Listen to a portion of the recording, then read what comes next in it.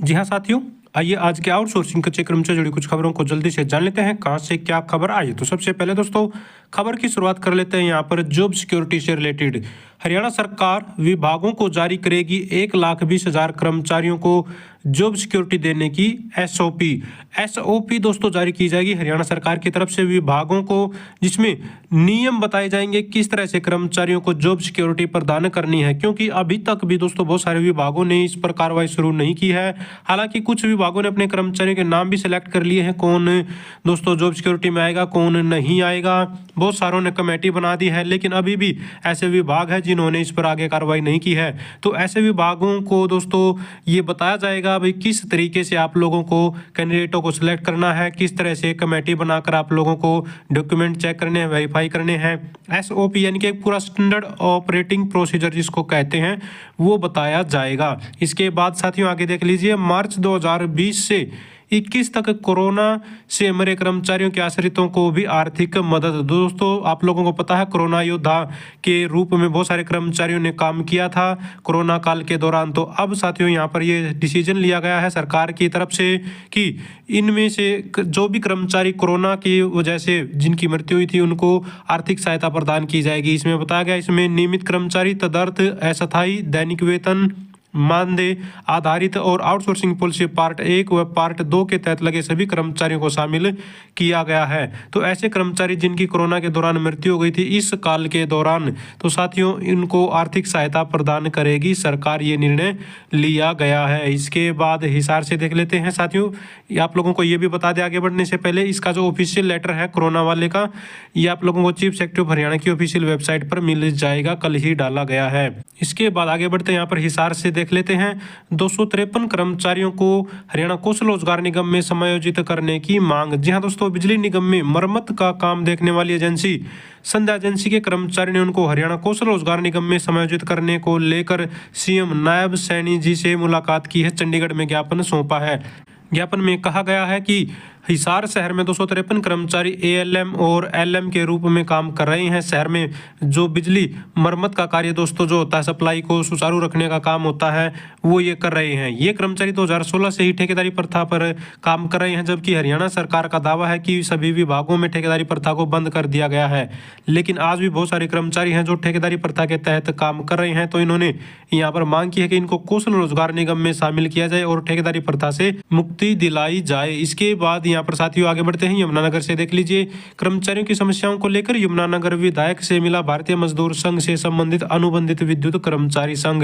तो अनुबंधित विद्युत कर्मचारी संघ दोस्तों यहाँ पर यमुनानगर में घनश्याम दास अरोड़ा जी विधायक जी से यहाँ पर मिले हैं। इन्होंने बताया है कि हरियाणा कौशल रोजगार निगम में नाम दर्ज करने को लेकर अप्रैल 2023 में कर्मचारी धरने पर बैठे थे, लेकिन अभी तक भी बहुत सारे डिपार्टमेंटों में दोस्तों जो कर्मचारी हैं कौशल रोजगार निगम से नहीं जुड़े हैं। यानी कि यहाँ पर भी दोस्तों कर्मचारियों को कौशल रोजगार निगम में जोड़ने का ही मुद्दा है। तो थर्मल पावर प्लांट में दोस्तों बहुत सारे कर्मचारी अभी भी ऐसे हैं जो कौशल रोजगार निगम के साथ नहीं जोड़े गए हैं। तो ये भी चाहते हैं कि कौशल रोजगार निगम से जोड़कर इनको बेसिक सुविधाएं उपलब्ध करवाई जाए।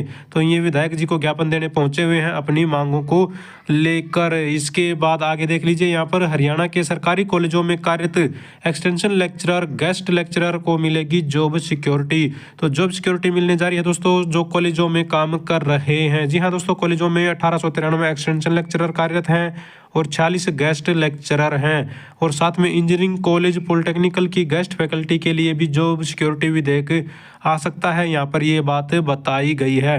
तो आज से विधानसभा का सत्र स्टार्ट होने जा रहा है, तो आप लोगों को पता है इसमें साथियों जॉब सिक्योरिटी का जो एक्ट है वो भी लाएगी सरकार, उसको भी पास करेगी। और साथियों चंडीगढ़ से ले लीजिए, यहाँ पर चीफ इंजीनियर के समक्ष रखी कर्मचारियों की मांगे।